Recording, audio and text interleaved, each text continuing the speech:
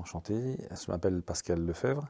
J'ai acheté le château à côté des grottes de Lascaux il y a 10 ans. Alors initialement, nous étions de la région parisienne, dans des métiers complètement différents. J'étais dans le bâtiment, je construisais, ma femme aussi était dans le bâtiment, mais d'un point de vue RH et comptable. Et il y a 11 ans maintenant, on a décidé de changer de vie, de changer de métier. J'ai un peu fait le tour de mon métier, j'avais plus la passion ni la flamme initiale. Et donc on s'est dit, on vend ce qu'on a à Paris, et puis on part en province, s'installer, parce que moi je bricole comme pas mal, je fais à peu près tout. Et donc c'est pour ça on s'est dit on va acheter une petite ferme, on va retaper, faire 2-3 chambres d'hôtes, et puis en vivre. Et puis on s'est aperçu qu'il fallait qu'on soit une région touristique qui vive aussi bien l'été que l'hiver, et on s'est aperçu que la Dordogne était en haut du podium. Et effectivement là on est à 20 minutes de Sarlat, 25 minutes des Aisies, à Montignac-Lascaux, à côté de la grotte. Donc on ne pouvait pas mieux tomber. Et on a pris un challenge beaucoup plus gros que d'acheter une petite ferme au départ, de la retaper, avoir 2-3 chambres d'hôtes.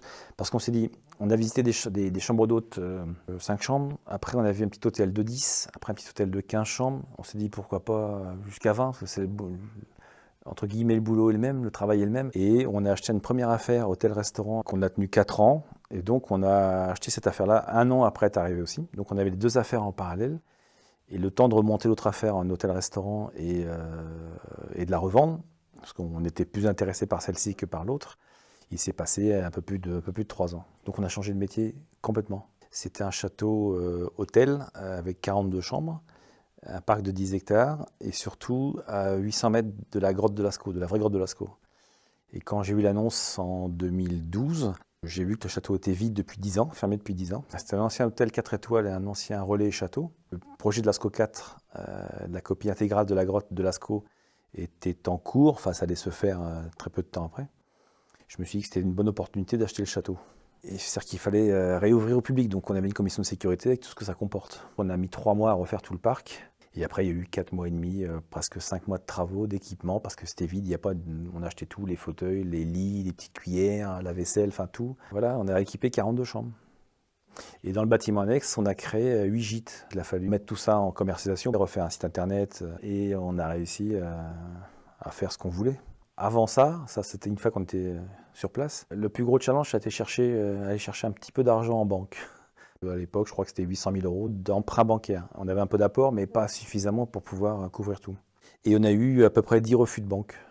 Et on a une seule banque qui nous a autorisés à faire vivre ce projet. Mais on a eu le même problème ici. Quand on a voulu acheter, c'est pareil. On n'a pas pu acheter parce que les banques n'ont pas voulu nous suivre. Le château, ça ne valait plus rien. Il était fermé, il était vide, à l'abandon. Donc il faut toujours pousser un peu plus la locomotive beaucoup plus loin que prévu parce que personne localement ne croyait en Lascaux, ne croyait dans le château et personne ne croyait dans notre projet. Et donc du coup, on n'a pas pu avoir de banque, parce qu'on avait déjà des emprunts ailleurs, on n'a pas pu avoir de banque qui nous suivaient sur le château. Donc c'est le vendeur qui nous a prêté, moyennant bien sûr un intérêt. À l'époque, je crois que c'était 3% d'intérêt. C'est-à-dire que le vendeur nous a servi de banque. Ça peut être une idée pour tous ceux qui veulent acheter. On a apporté 40% de la valeur globale, et donc on avait tous les 6 mois une échéance à payer pendant 5 ans.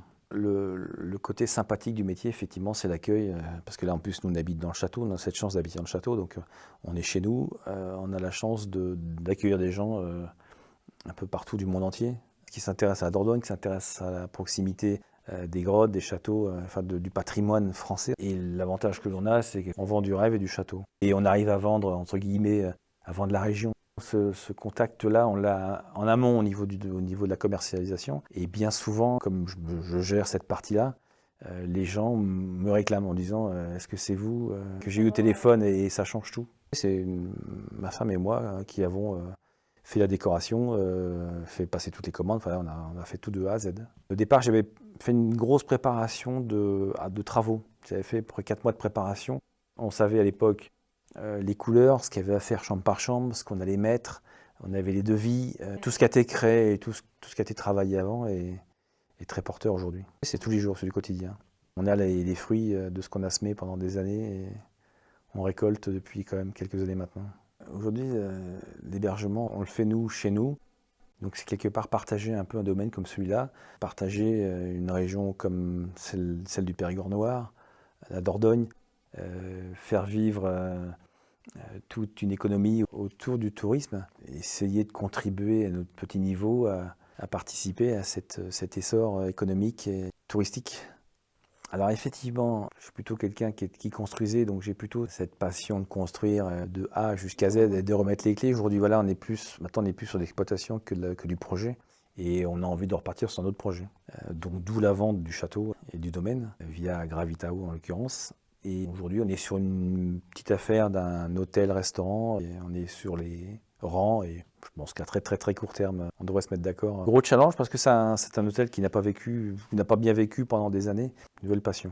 Faire revivre ce genre de bâtiment. Si on veut se lancer dans l'hôtellerie ou de la chambre d'hôte ou de l'hébergement par exemple, je dirais que c'est un peu vrai pour tout projet et même n'importe quelle entreprise. Il faut être passionné par ce qu'on fait, pas avoir peur de ne pas compter ses heures, bien sûr. On travaille pour soi en plus. Bien choisir son emplacement, bien choisir son cadre de travail et de ce qu'on veut faire. Il faut être convaincu de ce qu'on fait, il faut être convaincu de son projet. Si on est convaincu de son projet, on pourra convaincre les autres de vous aider, de vous apporter un peu de moyens financiers, bien souvent, et d'aller au bout de son projet. Et je pense que si on a un rêve comme celui-ci, il faut aller au bout, il faut y croire, il faut le faire vivre et essayer de le rendre le plus beau possible.